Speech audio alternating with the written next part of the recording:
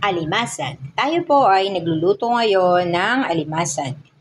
Alimasag na may sabaw. Kasi 'di ba yung madalas natin minsan ginagawa sa alimasag kapag ka po iyan ay nagmamadali tayo, hinahalabos lang natin.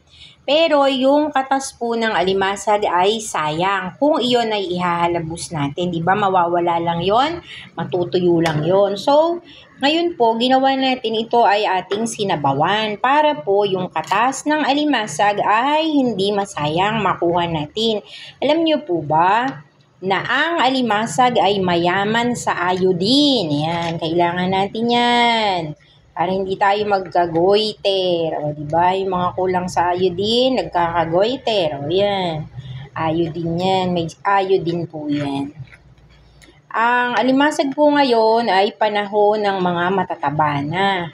Kaya iyan, bili tayo ng alimasag. Pero hindi naman sobrang dami kasi pag hindi naman natin naubos, hindi naman masarap. Kaya kung mapapansin nyo po sa mga pagluluto natin, konti-konti lang po ang nakikita nyo para hindi po nakakasawa, di ba?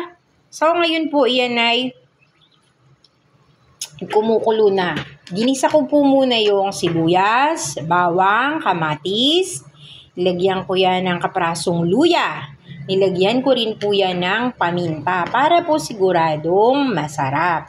Tapos, nilagyan ko na rin yan ng konting asin, konting patis para po nagbabalance yung flavor.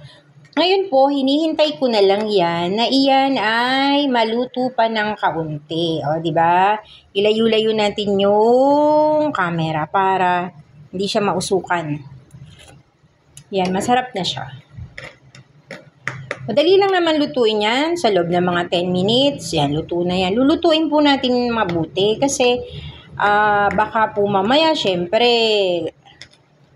galing yan sa dagat o maaaring merong contamination para po hindi tayo magkakasakit. Lahat po ng ating niluluto, isda, karni, mga seafoods, lulutuin po nating mabuti.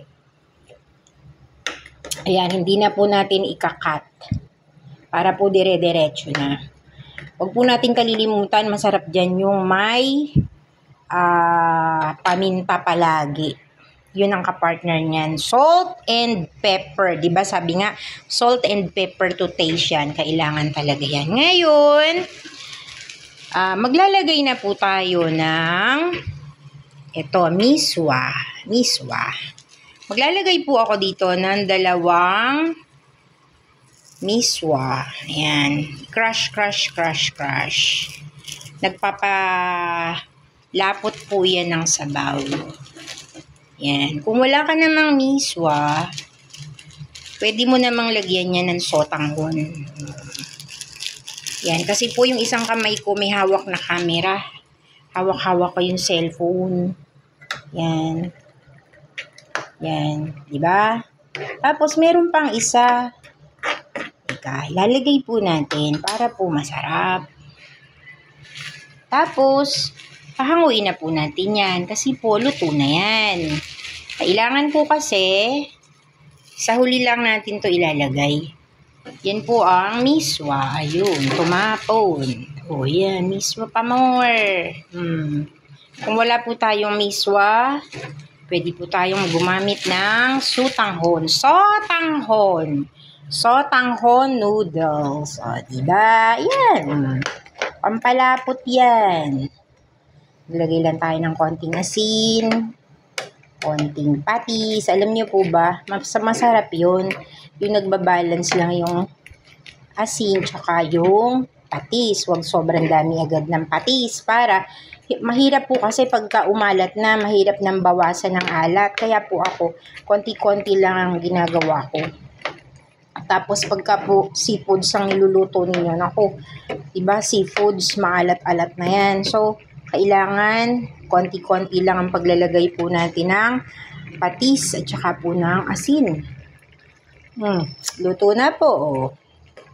I-off na natin ang apoy para po yung ating sabaw naman ay hindi matuyo. Alam niyo po, kasi di ba meron yung miswa. Madali yung mamaya pagka yun lumamig, madali yung lalapot. Kaya mas maganda po nito, kain na tayo. Para po ma-enjoy natin yung miswa na hindi pa siya titigas. Kain na po tayo!